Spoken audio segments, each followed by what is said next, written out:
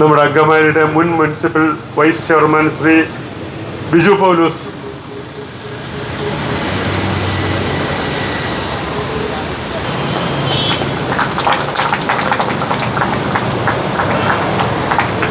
ജോയിച്ചൻ്റെ കയ്യിൽ നിന്ന് പിടിക്കണം.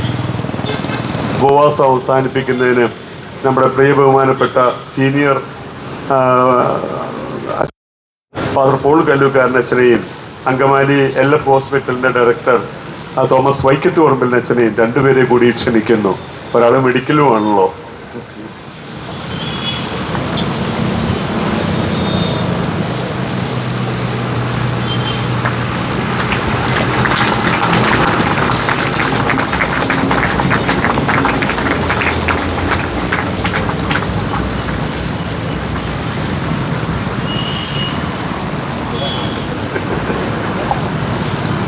പ്രിയപ്പെട്ട ജോയിസച്ച, പ്രിയപ്പെട്ട സഹോദരങ്ങളെ, ഞാനിങ്ങനെ പൊതുവേദിയിൽ ഇങ്ങനെയുള്ള സ്ഥലത്ത് പ്രസംഗം പറഞ്ഞ് പരിചയമില്ല. ഞാനൊരു ആൾക്കാണ്.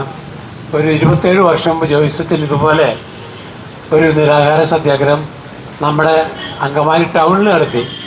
ചാരായ നിരോധനമായിട്ട് ബന്ധപ്പെടുത്തിയിട്ടായിരുന്നു. അച്ഛൻ കാഞ്ഞൂരുണ്ടായിരുന്നു, ഞങ്ങൾ ഒരുമിച്ച് വന്നത്. അപ്പോൾ ആ കാര്യത്തിൽ ആ നിരാഹാര സത്യാഗ്രഹം വിജയിച്ചു. ഒക്കെ അന്യ ചാരായ നിരോധനം നടത്തി. എനിക്ക് തോന്നുന്നത് ജോയിസച്ചൻ തീർച്ചയായിട്ടും ഈ നടത്തുന്ന ഈ സമരം വിജയിക്കും. അതിനുള്ള സൂചനകൾ കിട്ടി തുടങ്ങിയിട്ടുണ്ട്. അച്ഛന് ആശംസകൾ അർപ്പിക്കുകയാണ്. പിന്നെ ഇതിനകത്ത് നമുക്ക് പറയാനുള്ളത്, അനുസരണമില്ലാത്തതും ഞങ്ങൾ അച്ഛന്മാരല്ല, നിങ്ങളുമല്ല, പിതാക്കന്മാരാണ്. മാർപ്പാപ്പ പ്രത്യേകമായിട്ട് പറഞ്ഞിരുന്നു, നിങ്ങൾ ഒരു കാര്യം തീരുമാനിക്കുമ്പോൾ അതിൻ്റെ പേരിൽ ഡിവിഷൻ ഉണ്ടാക്കരുത്, യൂണിഫോർമിറ്റിക്ക് വേണ്ടിയിട്ട് യൂണിറ്റി കളയരുതെന്ന് പറഞ്ഞു, ഐക്യം കളയരുതെന്ന് പറഞ്ഞു. മാർപ്പാപ്പ പറഞ്ഞതാ. അതനുസരിക്കാതെ മാർപ്പാപ്പ മാത്രമല്ല, അദ്ദേഹത്തിൻ്റെ പ്രതിനിധിയായ നൻഷിയോ സിനഡിനെ അഭിപ്രായം ചെയ്തുകൊണ്ട് ഇതന്നെ പറഞ്ഞത്, ഐക്യം കളഞ്ഞുകൊണ്ട് ഐക്യം കളഞ്ഞുകൊണ്ട് ഐക്യരൂപ്യം പാടില്ല എന്ന് പറഞ്ഞു. പക്ഷെ അതാണ് നടന്നത്. ഈ പിശാചിൻ്റെ പേരെന്നറിയോ? ആഗേൽ കർസ എന്ന് പറയും. ഞങ്ങൾ സുറിയാനി പഠിച്ചുള്ളപ്പോൾ പറഞ്ഞ ആഗേൽ കർസ എന്ന് പറയുന്നതിൻ്റെ അർത്ഥം കഷ്ണിച്ച് ഭക്ഷിക്കുന്നവൻ.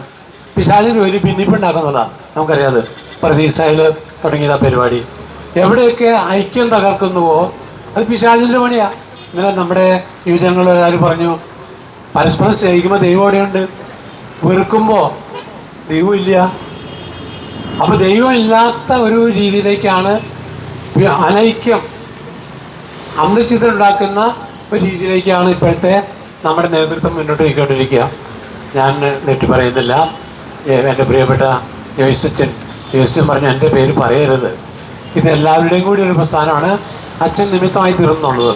അപ്പോൾ അച്ഛനും അതുപോലെ ഇതിൻ്റെ പിന്നിൽ പ്രവർത്തിച്ച് ഒത്തിരി പേരുണ്ട്. ഞാൻ ഇടയ്ക്കൊക്കെ വന്ന് നോക്കുമ്പോൾ ഇന്ന് വർഗീസിനെ കാണായിരുന്നു അവിടെ പുറത്ത്, അവിടെ ഇരുന്ന് കസേരയിൽ ഇരുന്ന് ഉറങ്ങുകയാണ്. ഇപ്പോൾ രാത്രിയും പകലും ഉറക്കമില്ലാതെ പ്രവർത്തിച്ചവരാണ്. നമ്മൾ നന്മയ്ക്ക് വേണ്ടിയിട്ട് പ്രവർത്തിക്കുക, സത്യത്തിന് നീതിക്ക് വേണ്ടിയിട്ട് പ്രവർത്തിക്കുക, ആരോടും വിരോധമല്ല. ജോയിസച്ചൻ ഒരു ദിവസം പറഞ്ഞാൽ ഓർക്കുകയാണ്, നമ്മൾ പിതാക്കന്മാരുടെ ആരോടും നമുക്ക് വെറുപ്പില്ല, നമ്മളവർക്ക് വേണ്ടി പ്രാർത്ഥിക്കുകയാണ്, തെറ്റ് തിരുത്താൻ വേണ്ടിയിട്ട്, പോരായ്മകൾ തിരുത്താൻ വേണ്ടിയിട്ട്, സഭയിൽ ഐക്യമുണ്ടാക്കാൻ വേണ്ടിയിട്ടുള്ള ആ ഒരു ശ്രമത്തിലേക്ക് നമ്മുടെ കൂടെ അവരും വരണമെന്നുള്ള ആ അഭ്യർത്ഥന അച്ഛൻ പറയുകയുണ്ടായി. അത് ഞാൻ ആവർത്തിക്കുന്നു. നമുക്ക് പ്രാർത്ഥിക്കാം.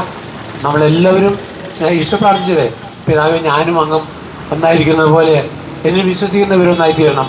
അങ്ങനെ ഒന്നായിത്തീരാൻ വേണ്ടിയിട്ട്, ഒരുമയുണ്ടാകാൻ വേണ്ടിയിട്ട് ഈ അജിയച്ചനെ പോലെയുള്ളവരൊക്കെ നമ്മുടെ കൂടെ ഉള്ളത് നമുക്ക് വലിയ ഭാഗ്യമാണ്. അപ്പോൾ നമുക്ക് ഒത്തൊരുമിച്ച് പ്രവർത്തിക്കാം. നമ്മുടെ സമരം ആർക്കും എതിരായിട്ടല്ല, സത്യത്തിൽ നീതിയും വിജയിക്കാൻ വേണ്ടിയിട്ടുള്ളതാണ്. അപ്പോൾ ഈ സമരത്തിൽ മുൻകൈയെടുത്ത എല്ലാവർക്കും അഭിവാദനങ്ങൾ അർപ്പിക്കുന്നു. പ്രത്യേകിച്ച് ജോയിസച്ചന് നന്ദി, നമസ്കാരം.